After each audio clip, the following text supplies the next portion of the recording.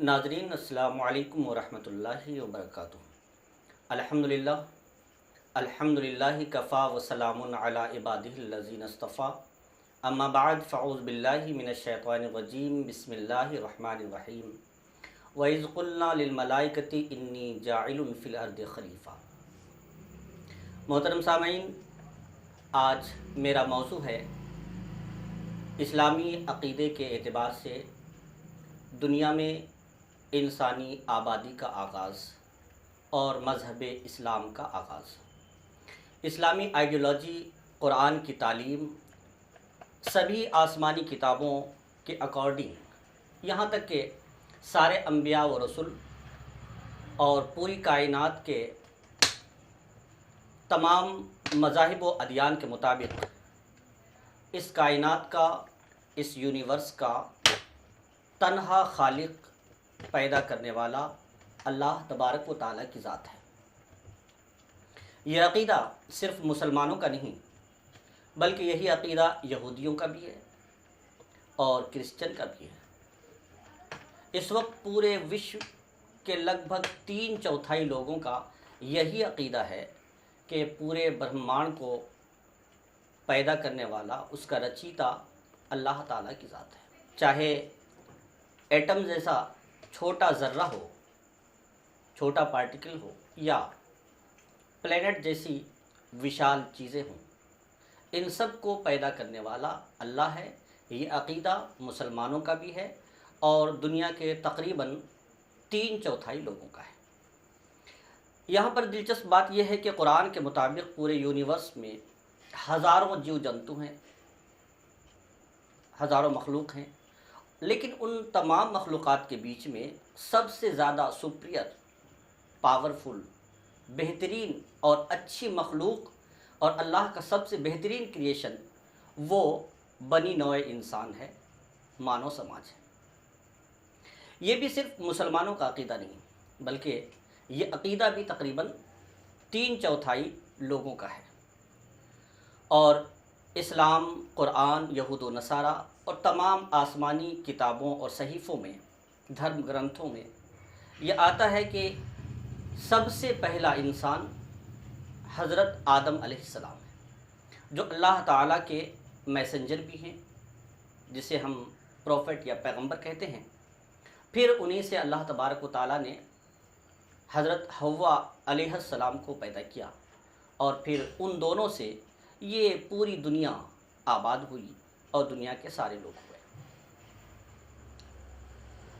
एक दिलचस्प बात और है, और वो ये है कि तमाम इतिहासकारों का ये मानना है कि हज़रत आदम अलैहिस्सलाम को अल्लाह तबारक व तआला ने हमारी दुनिया के जिस खित्ते में उतारा, तो वो खित्ता भारतवर्ष का हिस्सा है, उसका नाम सरनदीप है। तो सरनदीप में अल्लाह तबारक व तआला ने हज़रत आदम अलैहिस्सलाम को उतारा था। तो भारत की सरज़मीन को, भारतवर्ष को ये फ़ख्र हासिल है, ये गौरव प्राप्त है कि मानव समाज का सबसे पहला इंसान, सबसे पहला आदमी हज़रत आदम अलैहिस्सलाम का ताल्लुक़ हमारी सरज़मीन से, हमारे भारत से है। और अगर हम ये कह दें कि हज़रत आदम अलैहिस्सलाम चूँकि मुसलमान भी थे, मोमिन भी थे, नबी और रसूल थे, तो ये कहा जा सकता है कि भारत अम्बिया की सरज़मीन है, नबियों की सरज़मीन है। ये भारत अहले तौहीद की सरज़मीन है, अहले ईमान की सरज़मीन है। बल्कि जनरल नॉलेज के तौर पर ये भी कहा जा सकता है कि हमारा भारतवर्ष और इसका पहला धर्म, भारतवर्ष का अव्वलीन मज़हब इस्लाम है, क्योंकि हज़रत आदम अलैहिस्सलाम यहाँ के पहले इंसान हैं और उनका धर्म इस्लाम था, उनका मज़हब इस्लाम था। जैसा कि मैंने अर्ज़ किया कि विश्व के लगभग 3/4 लोग ये मानते हैं कि इंसानों में सबसे पहले इंसान हज़रत आदम, और हज़रत आदम को अल्लाह तबारक व तआला ने जन्नत पे पैदा किया और फिर उनसे हज़रत हव्वा अलैहिस्सलाम को पैदा किया और फिर उन दोनों को ज़मीन पे उतारा और उन्हें अपना नायब और ख़लीफ़ा मुक़र्रर फरमाया। लेकिन 1809 ईस्वी में एक साइंटिस्ट आते हैं जिनका नाम चार्ल्स डार्विन है। तो उन्होंने एक नया नज़रिया पेश किया मानव समाज का। उन्होंने कहा कि ये जो इंसान है तो ये इंसान बंदरों से होके आए हैं, यानी पहले हम इंसान नहीं थे, हमारे पूर्वज बंदर थे और फिर उनसे डेवलप हो करके उनकी इर्तिकाई सूरत और उनकी तरक्की याफ्ता नस्ल इंसान की सूरत में अभी मौजूद है, और फिर ये तब्दीली लगातार होती जा रही है और न जाने ये तब्दीली कहाँ तक पहुँचेगी। ये उनका नज़रिया था और ये नज़रिया बहुत सारी किताबों में, साइंस की किताबों में, विज्ञान की किताबों में पढ़ाया भी जाता है और बहुत मशहूर है और लोग जानते हैं। दरअसल मामला ये है कि जिस ज़माने में चार्ल्स डार्विन ने ये नज़रिया पेश किया था तो वो ज़माना था यूरोप के अंदर बड़ी हलचल का ज़माना। हलचल ये थी कि यूरोप के लोग हर उस बात को आंख बंद करके मान लेते थे जो कलीसिया के ख़िलाफ़ होती थी, जो कि रोमन कैथोलिक चर्च के ख़िलाफ़ होती थी। तो चूँकि ये बात भी रोमन कैथोलिक चर्च के ख़िलाफ़ और ईसाई अक़ीदे के ख़िलाफ़ थी, यहूदी अक़ीदे के ख़िलाफ़ थी, तो लोगों ने बड़ी आसानी के साथ इस बात को मान लिया। हालांकि ख़ुद चार्ल्स डार्विन ने कभी ये दावा नहीं किया कि उनका ये अक़ीदा और उनका ये मानना और उनका ये नज़रिया कोई थ्योरी है। याद रखिए कि साइंस के कम से कम 3 स्टेज होते हैं। जो सबसे पहला स्टेज होता है वो हाइपोथेसिस कहलाता है। जब कोई आदमी अपने गौर व फिक्र के बाद और सोचने के बाद, अपने ज़ाती तजर्बात के बाद कोई बात कहता है, चाहे वो नई बात हो या पुरानी बात हो। तो इस तरह से चार्ल्स डार्विन ने भी अपना एक नज़रिया पेश किया था, लेकिन उस नज़रिया के ताल्लुक़ से उन्होंने थ्योरी होने का दावा नहीं किया। वो एक हाइपोथेसिस था और हाइपोथेसिस की हकीकत ये है कि वो एक ज़न है, तखमीन है, अंदाज़ा है, वो हकीकत साबिता नहीं हुआ करती। तो चार्ल्स डार्विन का ये नज़रिया जो एक हाइपोथेसिस था तो मशहूर तो बहुत हुआ, लेकिन ये हकीकत साबिता हो और कुरान की हकीकत को ये चैलेंज कर सकता हो, ऐसा नहीं है। बल्कि कुरान की जो हकीकत है और कुरान ने जो इंसान की तख्लीक के बारे में नज़रिया दिया था वो अपनी जगह पर तब भी मुसल्लम था और आज भी मुसल्लम है। बल्कि आज की गुफ्तगू में मैं एक ख़ास गोशा ये ज़ाहिर करना चाहूँगा कि चार्ल्स डार्विन ने जिस वक्त ये नज़रिया पेश किया था उन्हीं अय्याम में और उससे पहले मिस्र और मिस्र के इर्द गिर्द के इलाक़ों में बहुत सारी जगहों पे आसार कदीमा की खुदाई हुई थी, और उन खुदाइयों में जैसा कि मोहनजोदाड़ो में खुदाई हुई और दीगर मकामात पे खुदाई हुई, और उन खुदाइयों में जो है बहुत सारी हड्डियां, लोगों को पुरानी हड्डियां दस्तयाब हुई और उस पर लोगों ने रिसर्च का काम शुरू किया। तो चार्ल्स डार्विन ने भी रिसर्च का काम शुरू किया और उन्हें ये लगा कि ये जो हड्डियां हैं तो ये बहुत पुरानी हैं और ये बंदरों की हड्डियां हैं और ये बंदरों की शक्लें हैं। और इस तरह से उन्होंने फिर एक नज़रिया कायम किया कि ये इसमें कुछ खासियत इंसान की पाई जाती है, कुछ बंदरों की पाई जाती है, कुछ हड्डियाँ ऐसी हैं जो खालिस बंदरों की हैं, कुछ हड्डियाँ ऐसी हैं कि जो खालिस इंसानों की हैं। तो अब उन्होंने उन सारी चीज़ों को एक तरतीब से रख करके एक नज़रिया दे दिया कि इंसान बंदर से बना है। लेकिन कुरान करीम के अंदर जब हम मुताला करते हैं और उसकी स्टडी करते हैं तो बड़ी हैरत होती है और यकीनन ईमान ताज़ा हो जाता है कि वाकई कुरान में हर मसले का जवाब है और हर चीज़ का हल है।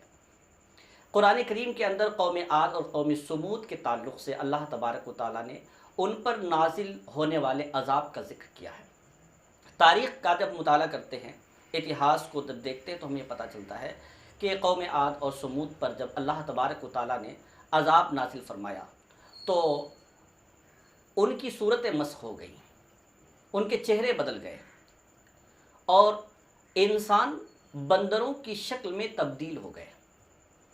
और तारीख़ में है कि जब अल्लाह तबारक व तआला ने इंसान को बंदरों में तब्दील कर दिया तो कई तरीक़े से उनको बंदरों में तब्दील कर दिया गया।